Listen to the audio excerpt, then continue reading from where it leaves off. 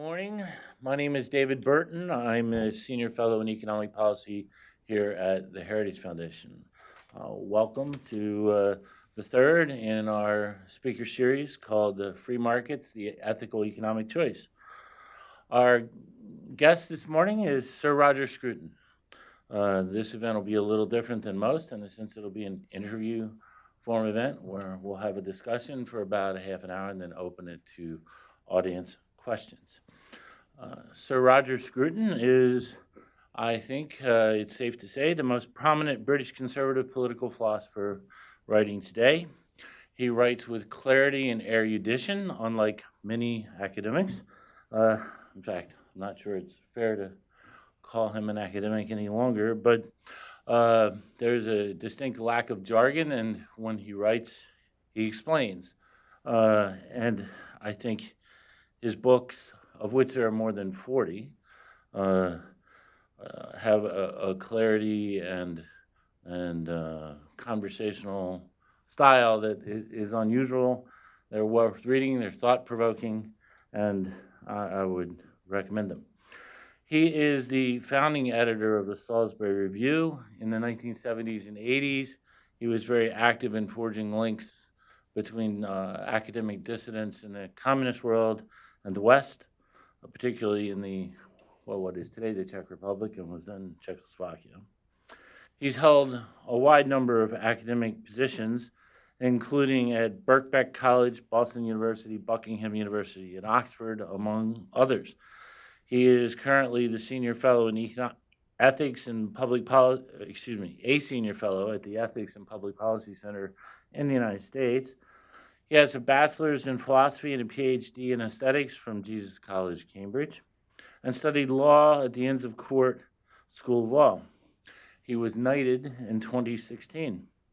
As I mentioned, he's written over 40 books. I'm going to mention just a few.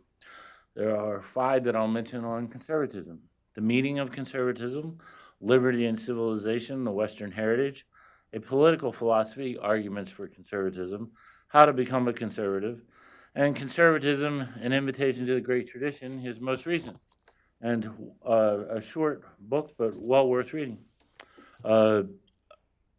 He also has written a great deal on aesthetics, including the aesthetics of music, the aesthetics of architecture, a book called Beauty, and a book called Modern Culture. He also narrated a BBC documentary about why beauty matters. He's written a number of books that are broad-ranging introductions to philosophy, including A Short History of Modern Philosophy, A Dictionary of Political Thought, and Philosophy, Principles and Problems. He's written a number of novels.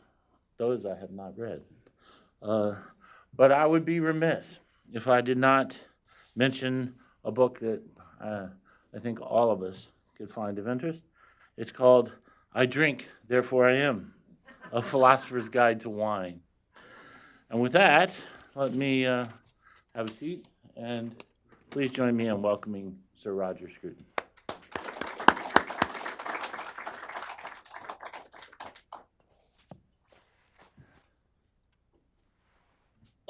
Sorry. Let me start with a very broad question. What is conservatism from your point of view, and what is its moral foundation? Well, I think that conservatism is what its name declares it to be. The desire and the policy that comes from conserving things. That there are things that we value, which we recognize are easier to destroy than to rebuild, and so the rational thing is to keep them. And that requires, as Burke said, also adapting them so that they can survive. That seems obvious to me, and I also believe that that's a fundamental instinct in human beings, in social beings, is to conserve the things that they value and to prevent their destruction and to adapt them to change. But the underlying principle from all which this emerges is a simple one, namely that the love of life. if you love something, then you want to keep it. And since your life is connected with these things and you love life, then you want to keep them. And any other philosophy to me is irrational. So I think that conservatism is uniquely rational among all the political choices that we have. Why would you say that conservatism is ethically superior or morally superior, leads to a better or more flourishing society than its main competitors? Well, it doesn't necessarily lead to a more flourishing society. You know, it could all go wrong, and I suppose if I were to say that it was morally superior, I would say it is so only because love is superior to hatred. And most of what I've seen on the left is policy suggestions and attitudes which derive from, if not from hatred, at least the desire to pull things down and destroy them.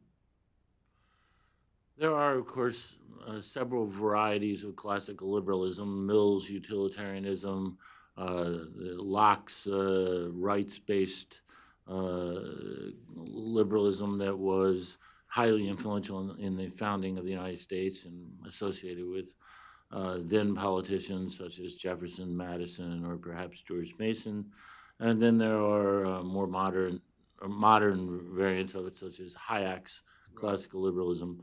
What is your take on classical liberalism from a conservative point of view? Yeah, well, I see in the political sphere, I see conservatism as having emerged really in the 18th century as a kind of qualification of liberalism that thanks to Locke and Montesquieu and a few people like that, it became apparent to the governing classes that liberty really was a serious political value. It was possible to obtain it and retain it. And that to me is, of course, very important. But that it also posed a threat to social continuity. If you liberate people completely from the constraints, the social constraints that they are habituated to, then you are in danger of releasing anarchic forces and leaving people disoriented when it comes to making major decisions. So I think that conservatism arose, especially with people like Burke and Hume, as a qualification of liberalism, emphasizing that liberty is all very well, but it only makes sense if you also have moral beings, accountable beings, who can use their liberty properly. And accountable beings come into existence only because of the social context that creates them. And that social context is one which involves institutions, customs, traditions, constraints, you know, the things that conservatives on the whole want to perpetuate. What would you say? I mean, do you think you're obviously British? We're in the United States. What would you say are the important differences between British conservatism and American conservatism? What are there things that you think one country's conservatives can learn from another? Yeah. I think there is very much a shared attitude to the world that it now, at least. Obviously, it wasn't so in the 18th century when there was conflict. But I think both the British and American conservatives are aware that we are heirs to a civilization, civilization which is much bigger than any one country within it, with these lasting conceptions of which individual liberty is one of the most important, and that we must do what we can to protect this civilization and to ensure that our children inherit it. So I think there's that in common, but of course there's a huge difference that you have that moment of history when you became conscious of yourselves. The American settlement is the result of a process of intellectual thought and creation of a constitution designed precisely to last forever and to define the rights of the citizen and set limits to government. And I think that's one of the most wonderful things about America, It begins from the desire to limit what government does rather than to impose government, which is really how I interpret the Constitution anyway. And we've never had quite that moment. And we don't have a written constitution, of course. Everything in Britain is hidden in the in the depths of institutions and in the mist of time. So we muddle along, whereas you constantly strive for clarity, which means that we're always laughing at you, but you are always nevertheless succeeding. What's the role of free enterprise and private property in society, and why are they important? Right. Well, there's no individual liberty without private property, because without private property, you can't close the door on those who want to invade your space. So private property, to me at least, is absolutely fundamental to all the other values that our civilization has propagated. Doesn't follow, though, that private property is an absolute right to do whatever you want with what is yours. And I think this is a big difference between America and Britain. If you consider property in land and buildings and so on, in our law, this is a very medieval law, of course, there isn't such a thing as an absolute right of property in land. There's only a freehold tenure from the Crown, which means that it's qualified by whatever conditions the Crown chooses to lay down. So if you have a house, you can't necessarily do with it what you want. If you want to alter it, you have to have permission. And you can't necessarily alter it according to your own aesthetic taste. It might have to be, our little place in rural Wiltshire, we can't change it just like that. If we do, we have to build on using Cotswold stone and making it look as though it's been there forever, which of course is a very lovely thing. An American would object to this. He would say, I really wanted to have an aluminium shark on the rooftop, and this is outrageous that I'm forbidden. And there was just a case of that kind in Oxford recently, where an American lunatic put an aluminium shark on the roof of his house in a beautiful terrace street, as though this fish had crashed into it from the heavens. Lunatic being a technical philosophical term. So, yes. And so anyway, the town council sued him. He sued back, and alas, he won the case, which is unusual. And having won the case, he then left back to America. His point having been made, and the subsequent owner demolished the shark. We have those kind of restrictions either by zoning or homeowners associations. Right, you do have restrictions. They're not the same kind. And there is always a resentment in America if people do try and control what you do with your property. Whereas it's assumed in Europe generally that you are holding this on trust from the community as a whole. So what is the proper role of government or the state in economic life, in your view? Well, this is, of course, a huge dispute all across Europe. We had the great socialist experiments, both the totalitarian one in the Soviet Union and also in Nazi Germany, and the moderate sort of constitutional one in post-war Britain and France and to some extent Germany. And it's still the case that people on the left in Europe want to see more state interference in the economy, and people on the right, on the whole, want to see less of it. And I want to see less of it, but I think there is still a role for the state, definitely. We've already discussed it, the role that in controlling what people do with their property in order to harmonize it with aesthetic expectations and with the identity of the place where they live. But there's more important, of course, is the question whether the state has a role in redistributing the profits that come from private business and from entrepreneurship among those who've made no contribution to those profits. That's the big question. My gut instinct is that it's unjust to take money from one person and give it to another, just on the grounds that the one person has it and the other person does not. Well, let's talk about that for a second. What is justice? It's a word that was thrown around a lot, especially social justice. So what is justice? How should we think about justice? Well, I take the view that Aristotle defends, that justice is giving to each person his due. In other words, what he has a right to or what he deserves.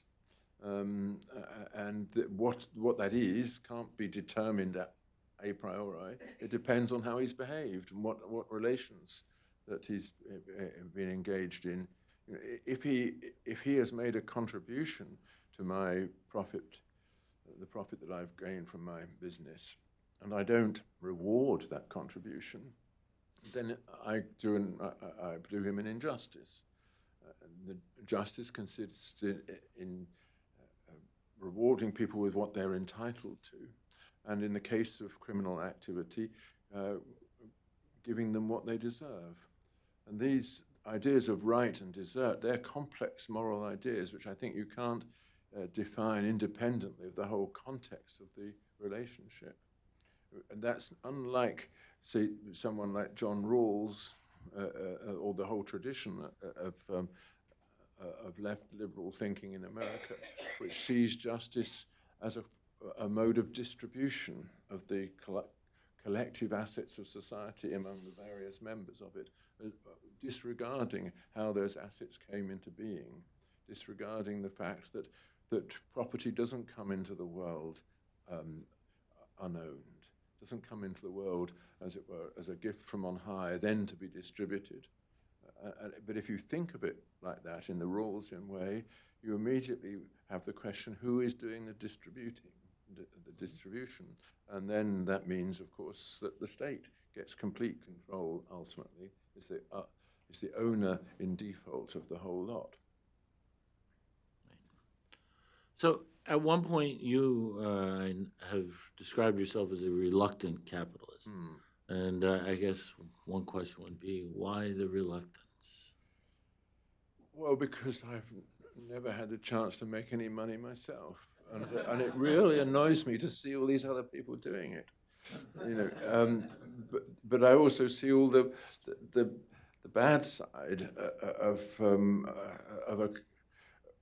a community entirely based upon the pursuit of profit and entrepreneurship without recognizing the long-term duties of care, the responsibility for the immediate community, the importance of charity, and the legitimate forms of redistribution that come through what Kierkegaard called the works of love, namely the activities which bind you to those who are immediately attached to you. And capitalism does have a tendency, everybody has recognized this, to erode those things. Putting everything on sale, making everything exchangeable. And we know that there are areas of human life which we ring fence against exchange, sex being the obvious one.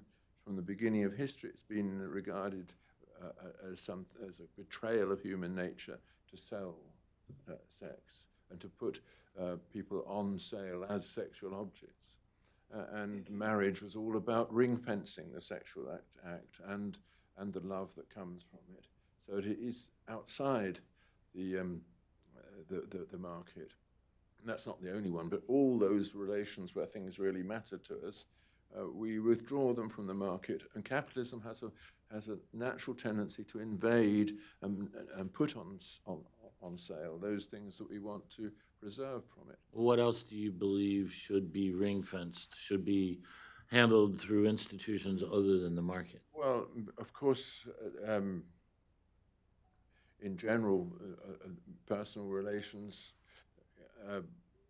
associations should be, they shouldn't necessarily be exposed to exchange when they have an identity of their own. And things like cities, buildings, for instance, if suppose somebody acquired Union Station tomorrow and closed down the railway, which is defunct anyway. There's people weren't using it. You wouldn't want him to just to enter into the whole property exchange system with that asset, would you? You'd recognise that this is a collective asset that we all have an interest in. So we all should have a say in what's done with it, and it shouldn't simply be made into an instrument of exchange in the property market.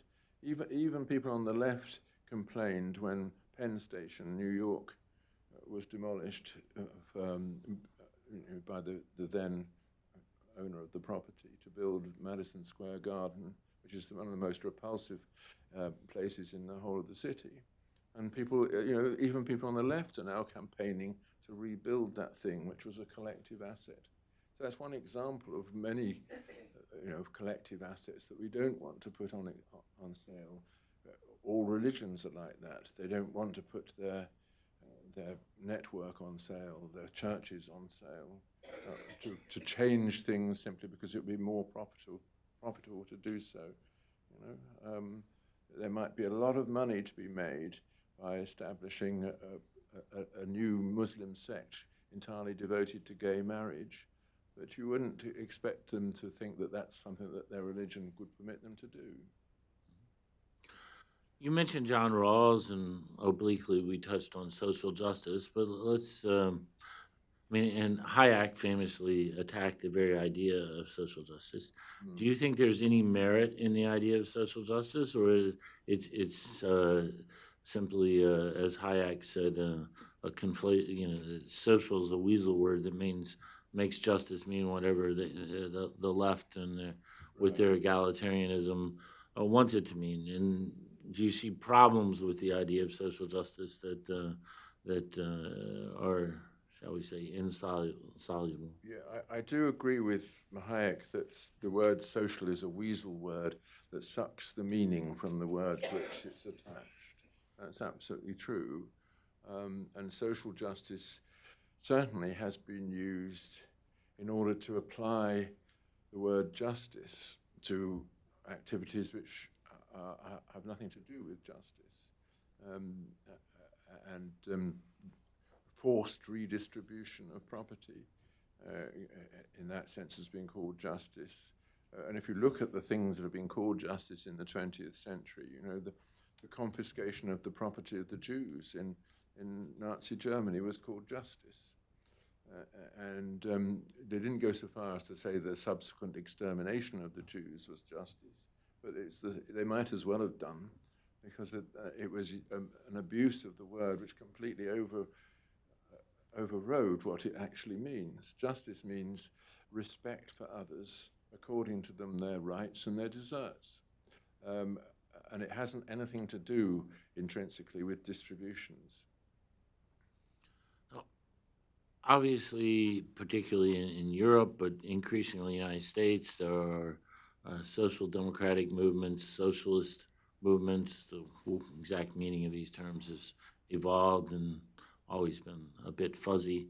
But what do you, as a philosopher, regard as the central problem, the moral problem with socialism or social democratic philosophies? Well, the central problem, as I see it, is that social democracy can't really be prosecuted without conferring on the state more power than can be responsibly exercised. You're bound to give to the state and its bureaucrats the power to do things that nobody will actually prove to be answerable for. You know, and this is one of the great problems that we had in Britain with nationalized industries and so on, and which France has with its nationalized industries today, that there isn't anybody accountable for the abuse of this power. Of course, people within those industries can arbitrarily call a strike, and the government is forced to eventually to capitulate, so it's that it provides these ways in which people can exercise undemocratic power over the rest of the nation.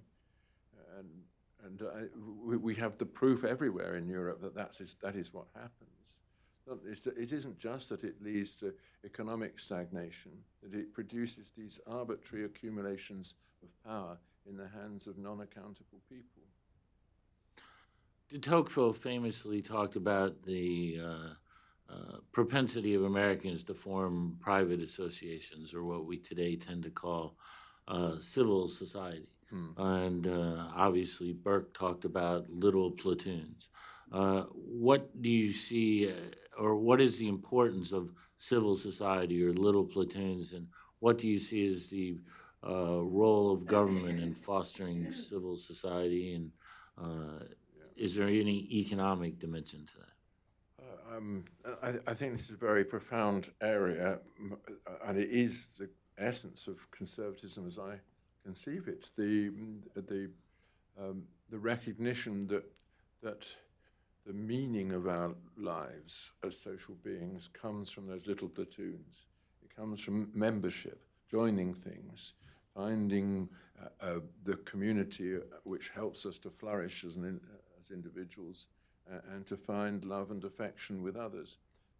And in that sense, civil society is the great cause, the great conservative cause, to help it to flourish independently of the state. The state is something else. It's a system of offices and powers, and not a system of association. When the Solidarity Union began the movement of escape from communism in Poland, that's how it defined its agenda. You know, that we were in favor of społeczeństwo against Roger, you know, a society against government and power. And the civil society movements, I think, are therefore very important. But it raises the question that you've raised: what should be the part of government in encouraging civil society or supporting it or whatever? And again, this is open to capture from the left.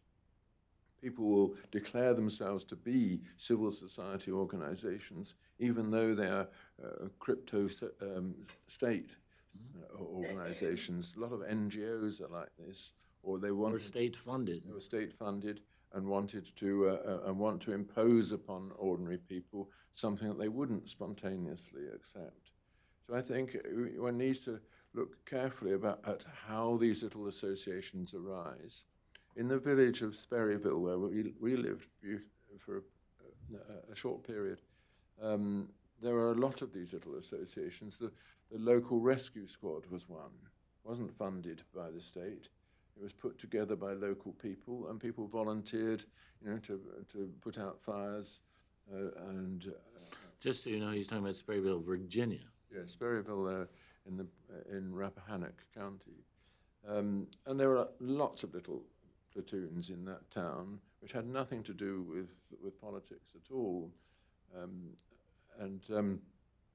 I was, you know, so it was a model of the old America that Tocqueville so admired. Nowadays, you know, famously,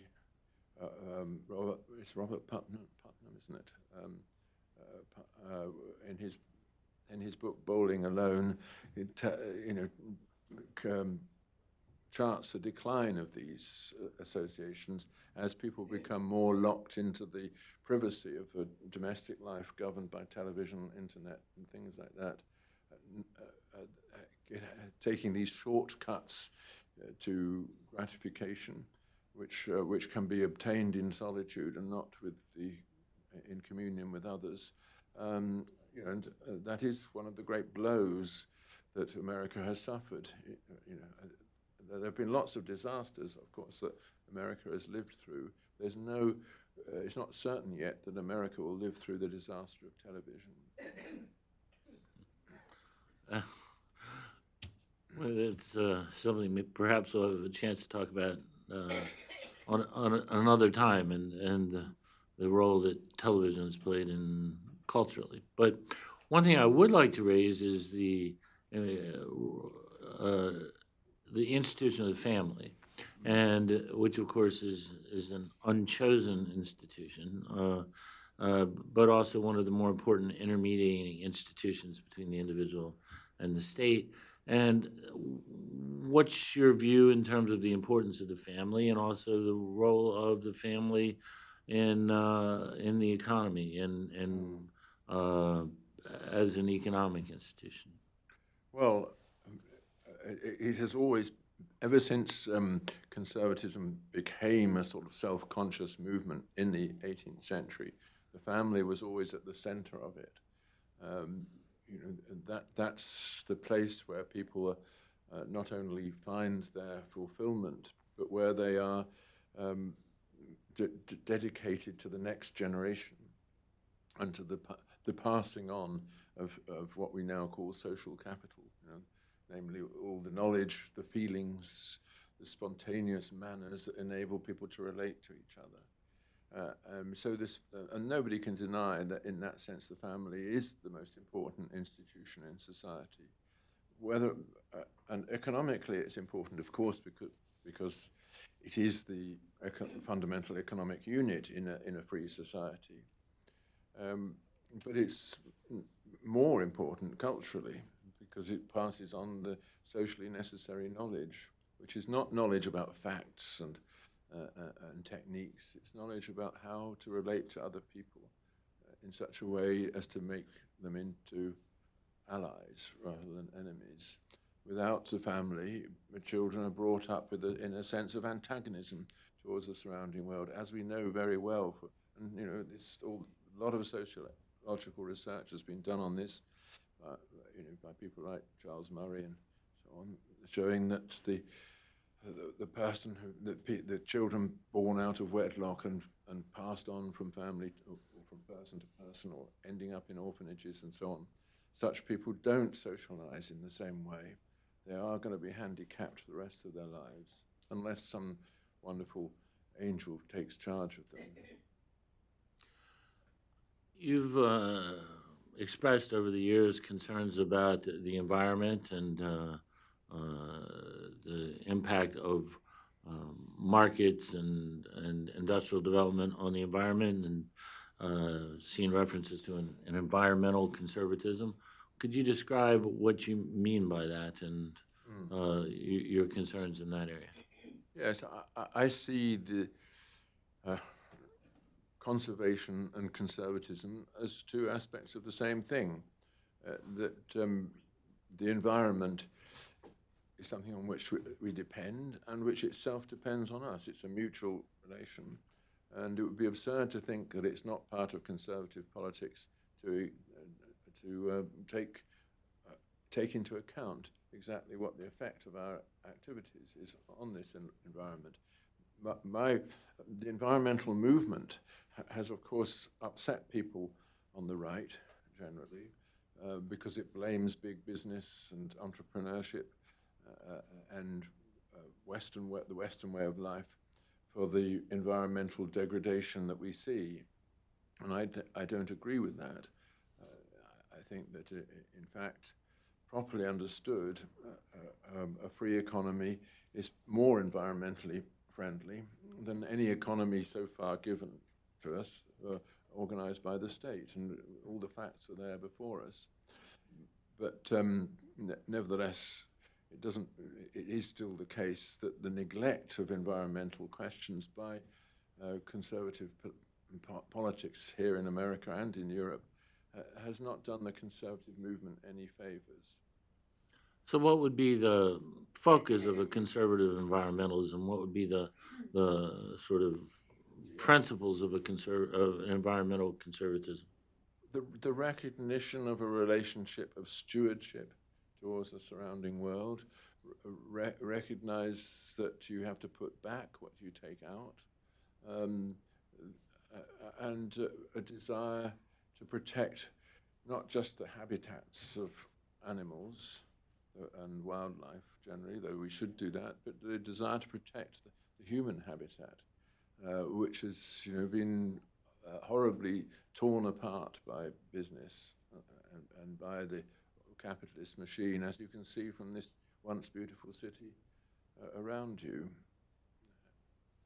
Let me ask you one last question before we open it to audience questions. And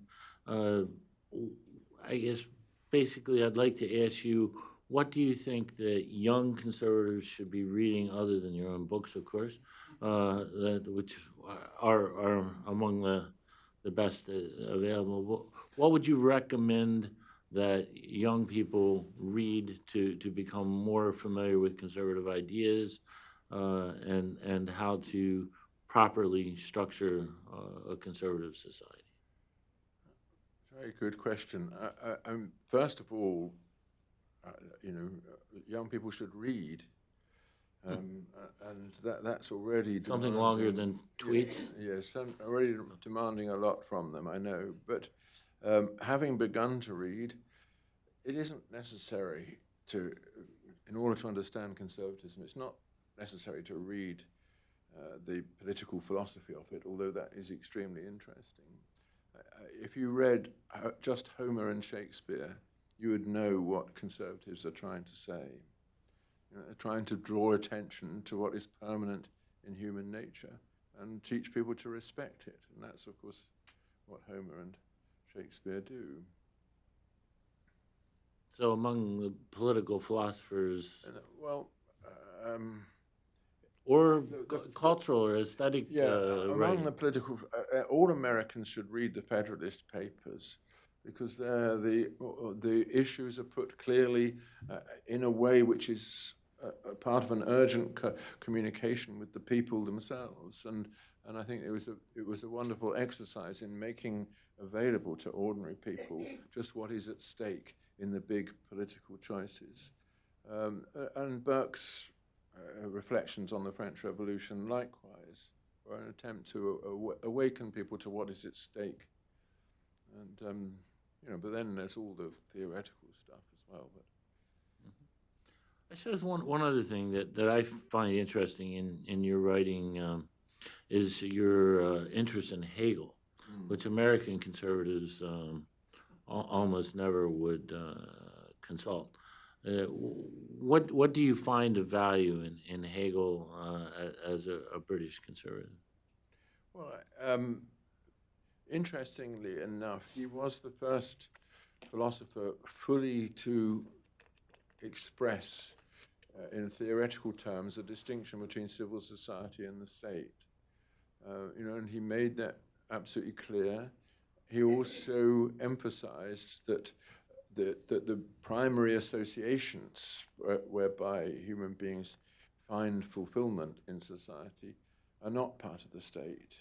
They belong to civil society and to the family. And I think he built his defense of private property out of his theory of the family. It wasn't an abstraction of the Lockean kind. So I think for those reasons he was much more realistic than any British conservative philosopher. All right. Well, with that, let's open it to audience questions. First, and if you could wait for the mic, and then say your name and any institutional affiliation. Hello, my name is Ashton, and I actually just spent 3 months in London over the summer experiencing what is this huge free speech movement over there. And I want to know what your idea is about how people are now being told what they can or cannot say on the internet currently, and there's currently a huge political bias on the internet.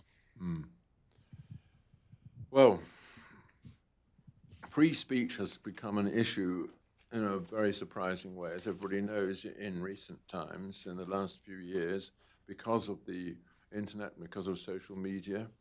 And I don't think that anything has changed as to the value of free speech. You know, without free speech, there isn't free anything, really. If people can shut you up so that you can't defend your position, can't make the space that you need to be yourself, then you have, in effect, surrendered. But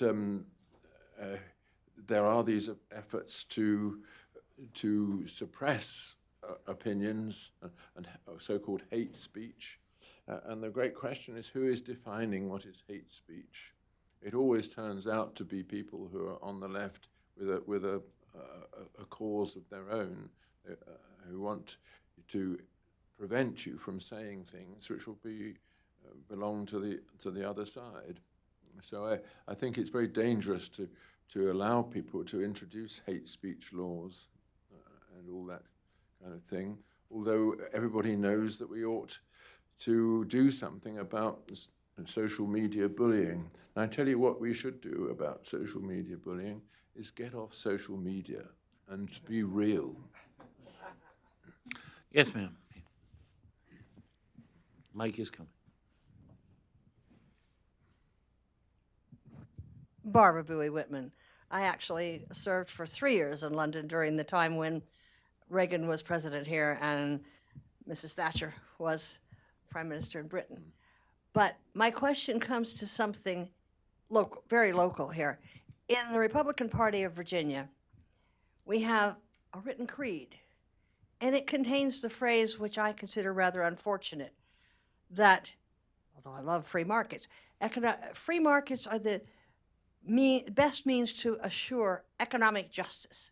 Now, I have no idea what economic justice means to anybody who wrote that creed. I refuse to say it when I stand up and recite it with other people at meetings, because it sounds very leftist to me. But I wonder how that strikes you. That's a very good question. My first response is to say that economic is not a weasel word like social. So it doesn't just make the word following it mean what you want it to mean.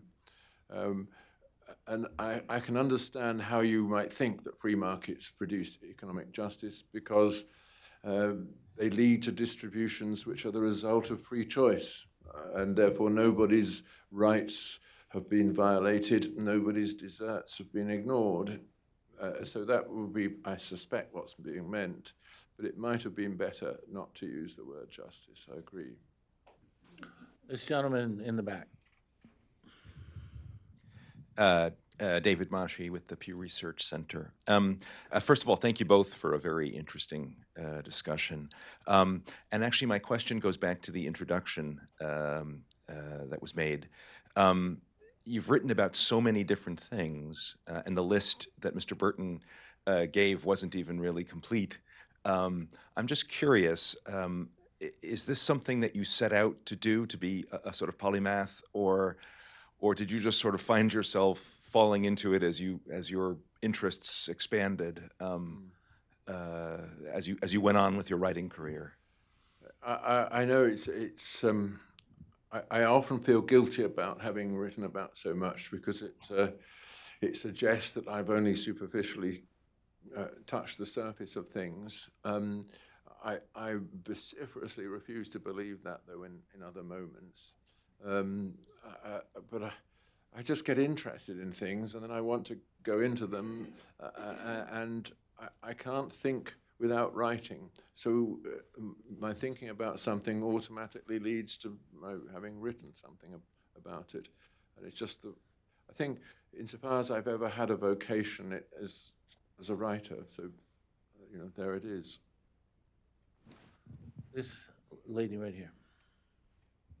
Hi, my name is Harper Lee. What is your opinion on the idea of presentism and how it's applied to the conservative movement and kind of historical understandings and interpretations of conservatism? Presentism meaning what exactly? The idea of applying modern day beliefs or understandings to past historical events. Ideas of like taking down statues, or because of what we currently understand events to be. I think, well, my instinct is to think that You can't really love life in the present without respecting the traditions which led to the present. You have to acknowledge debts of gratitude, and to honour what people in the past honoured, on whom you, in some sense, depend. It is a very difficult question about taking down statues and all that. Any statue that you put up to an actual human being is a tribute to somebody imperfect, and and at some stage in the future, it's going to be discovered that he too did this.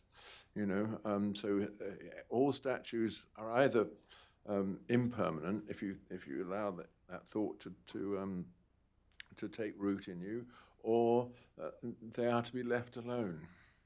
And it's quite important for people, even if they want to repudiate their past, to know that there is such a thing as the past, and that one lifetime isn't enough to know all that they need to know. Wallace.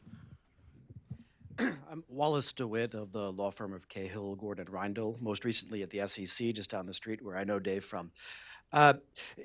So you've been on a publishing roll the last few years. Fools, Frauds, and Firebrands' re-release was wonderful. Your novel was wonderful. But one of the things that I was most struck by is the television program on beauty.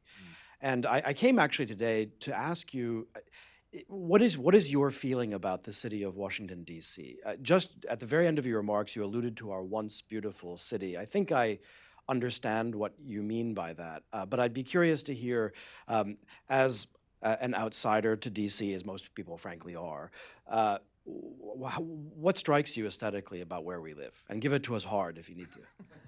Well, the first thing that strikes one, of course, is that unlike most American cities, this was laid out beautifully, partly because it was laid out by a Frenchman, and isn't just a meaningless grid going on forever.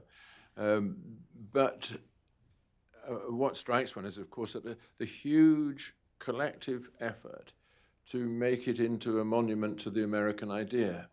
The public buildings, obviously all the Constitutional Avenue and so on, all that is very moving, and a desire to perpetuate the achievements of the past in memorials and all the rest, and the use of a local sort of classical idiom, as in Union Station, which is one of the great buildings in this city, and of course in obviously Congress and so on. All that is wonderful, and the idea of there being a height limit which went with that's all wonderful. Everything was done to make this into a jewel, an urban jewel, in which people could live and flourish as communities.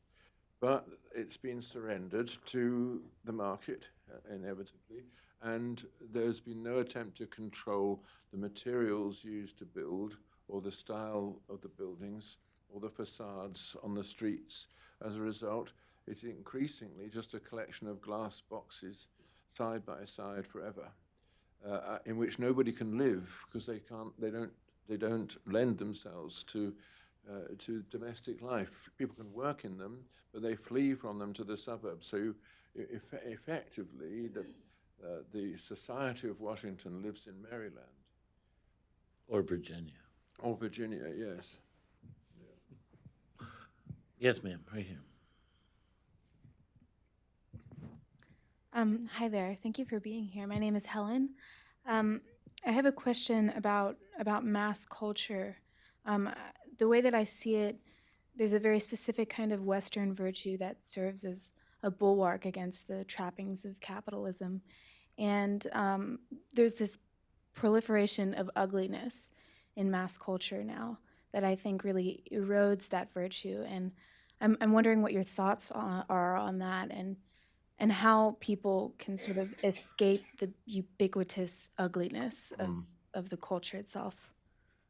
Well, this is a good question. I totally agree that and I was talking about this yesterday, that there is what Kundera calls the uglification of our world, through mass culture and through the sexualization of popular entertainment and all that. It is rooted in, I think, in this desire to draw attention to oneself. It's very easy to draw attention to oneself by standing out in some way. And you stand out most easily by being rude, aggressive, and alerting people to you. Whereas people should be aiming to fit in, which is what you do by good manners, civility, and generally attempting not to offend, and all the rest. And the culture is devoted to this activity of standing out, and that leads automatically to ugliness, because it leads to people putting the me idea in front of the you, above the you. So the solution to it is to learn how to try to work towards a culture in which people are addressing others, not expressing themselves. And that's what the classical idiom is in architecture. And it's what classicism in literature is as well. And I think it's up. You can't insulate yourself completely from the surrounding noise, but you can create the space where you're doing that. Where you're entertaining yourself with art and literature and so on, which is addressed to others and not just an exercise in self-expression. You can ignore those museums where you see all the uglified art. I mean, one of the great advantages of modern art museums is that they capture this stuff and keep it behind the doors. So you don't actually ever have to encounter a Jeff Koons, So it's all, there are solutions, but they're not, they are personal and local. Yes, ma'am.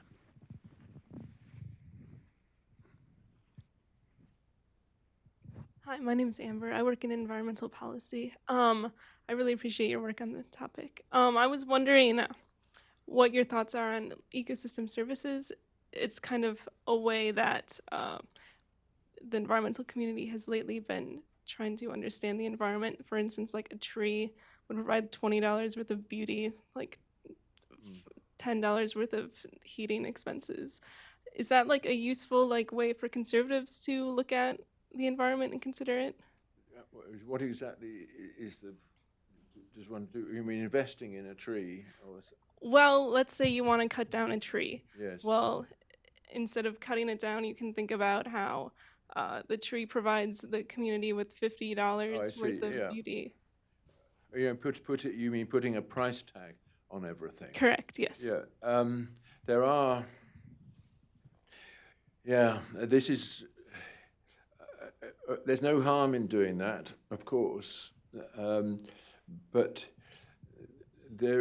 it leads to phony solutions. There's this appalling man called Stern, Lord Stern, who wrote a report for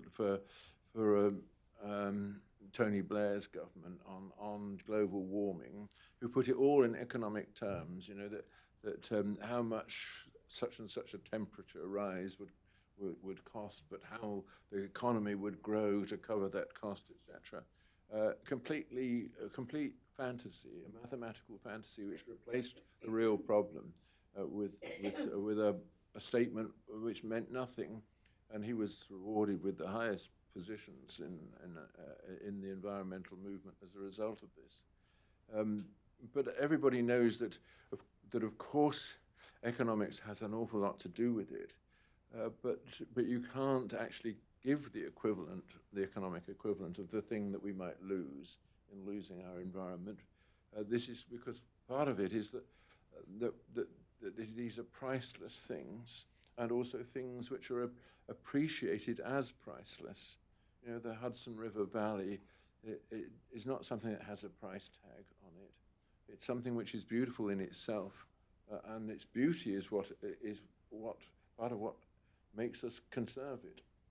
We don't conserve it because we haven't yet found its equivalent, its dollar equivalent. We conserve it because it is what it is.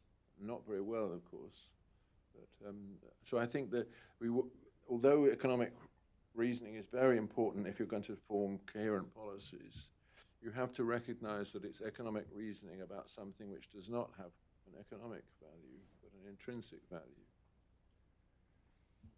This gentleman in the middle in the white shirt. Connor Fogarty from the Institute for Humane Studies at George Mason University. My question is, despite the fact that young people grow up in a world that is safer and more prosperous, there's a lot of emotional instability and a lot of motivation to get behind a sort of, as you've put it, a culture of repulsion. What do you think are the social changes that contribute to this state of affairs? Well, one is, of course, that there isn't real hardship that the young have to face anymore.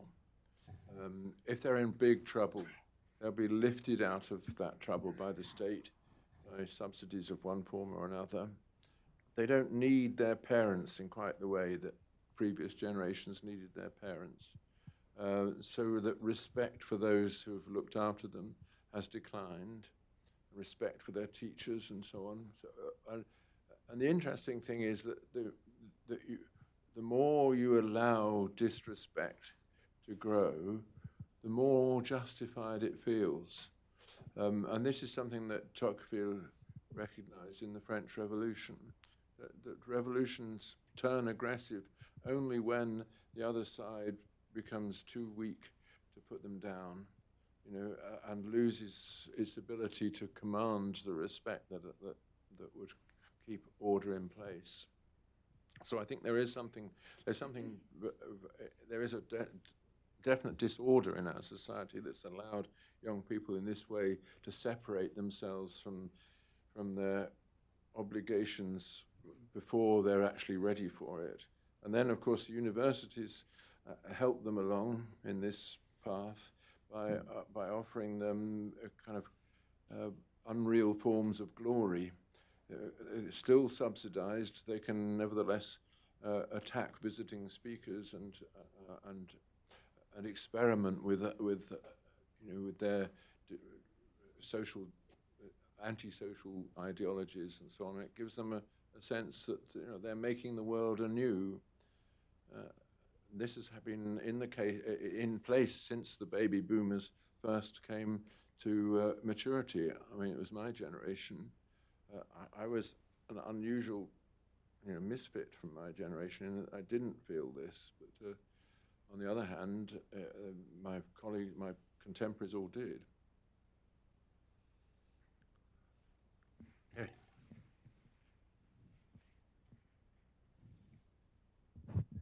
Terry Miller with the Heritage Foundation. I would just say that Lord Stern is not just an economist, he's a very bad economist, and I hate to see the whole profession tarred with his reputation. But in any case, I'd ask you to explore a little further. Several times in your remarks, you've injected your personal value judgments, which I may or may not agree with, on things like the beauty of the Hudson River Valley or the value of Penn Station in New York City, that conflict with the concept of private property or the freedom of individuals to make decisions through the marketplace. And I wonder if you could just elaborate a little bit on what you view as the proper way to reconcile those competing views in a democratic and free society. I think this is very important. I don't take the view that aesthetic values are subjective. I don't think they're straightforwardly objective either. I think that they are a vehicle for arriving at a consensus, and that we are spontaneously disposed towards working for a consensus. And if we allow the democratic process to work, that consensus does tends to settle. And we've seen this in Britain. You know, a lot of research has been done recently into what people really feel about the modernist buildings in London, and it's universal disapproval. And what do people feel about the old-fashioned terrace streets that were demolished to make room for these things? Universal approval. 10% disagree, but you find that they are all architects.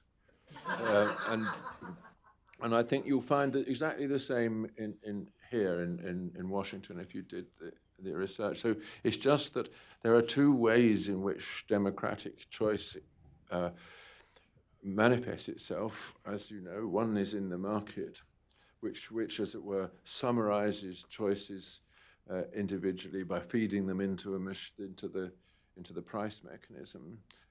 And the other way is by directly asking the question and drawing up a schedule of the answers.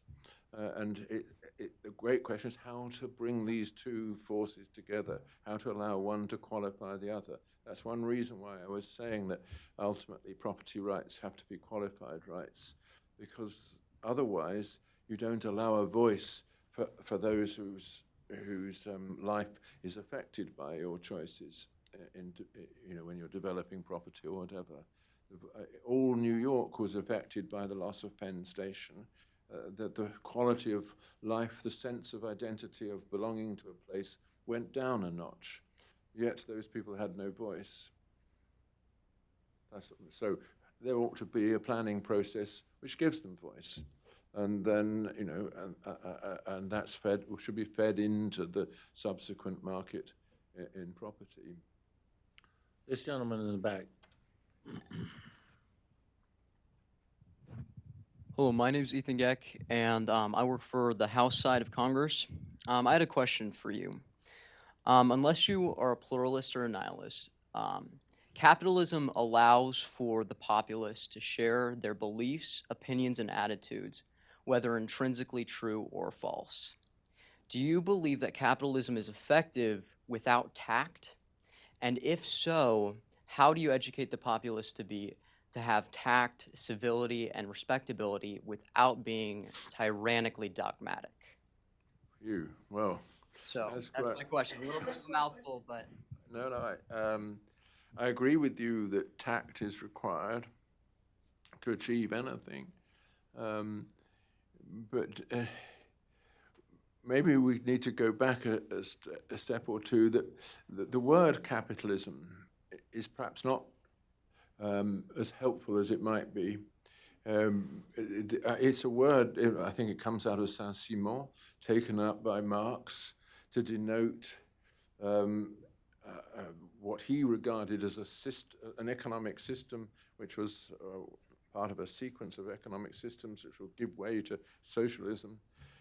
Every word that has the word ism in it should be distrusted, I think. And looking back on it, we can see that those 19th century theories try to make something which was just simply the spontaneous outcome of what people do when not controlled into some form of conspiracy. So, a power grab by the bourgeois class. In that sense, I think now, looking back on it, especially with the eyes of someone like Hayek, all that we should be meaning by capitalism is economic freedom. And it's an economic freedom, like every freedom, has to be exercised tactfully, because exercising your freedom is inevitably limiting others' freedom.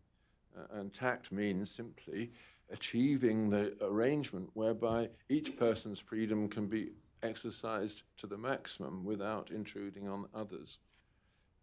So, yeah, that would be my general response to what you're saying. And tactlessness has many forms, of course. The ostentatious buying up of a whole neighborhood and redeveloping it without consulting the residents is not very tactful. But whether it should be illegal is another question. This gentleman.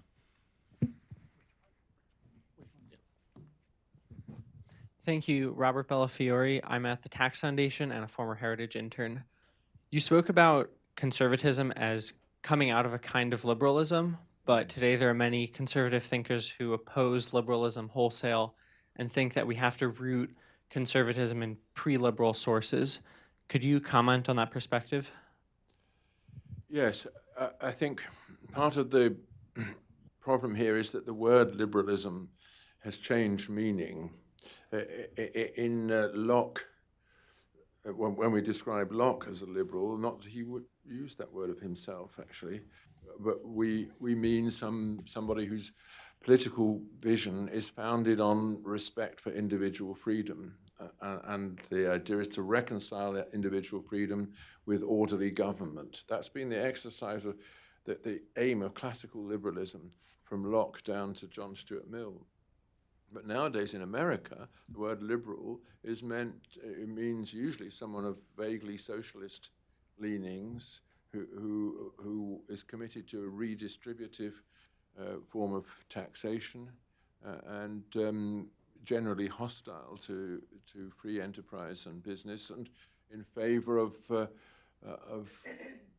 disrupting the traditional moral order of the society in which he is.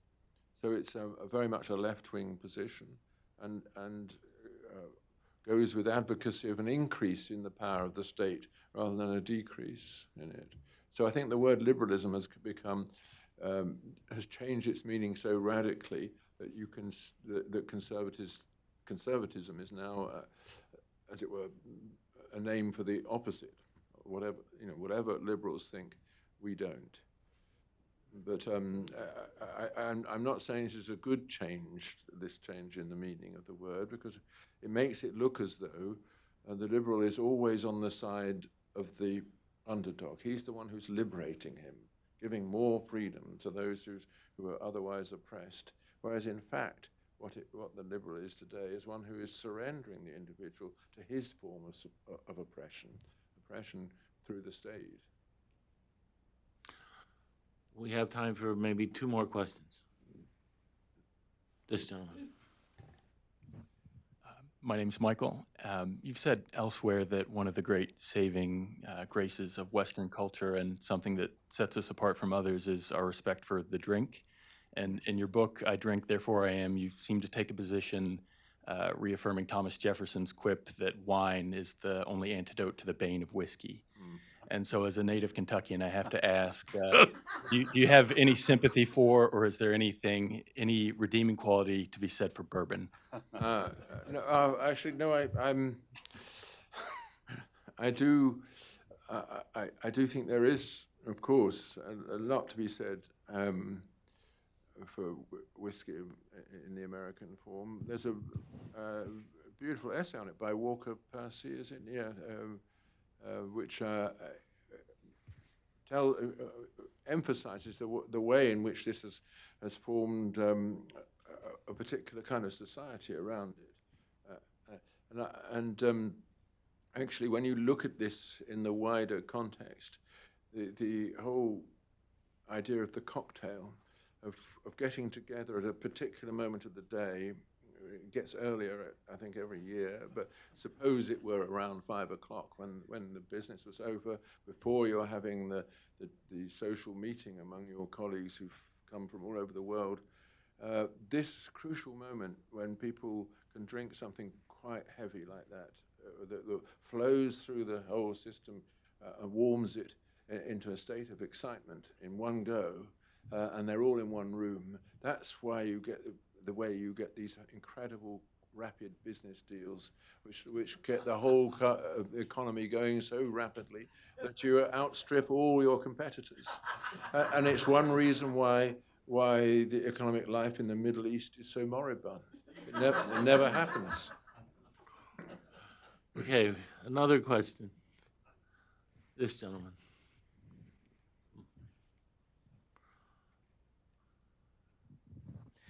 Thank you. I have a question about pro-natalist policies.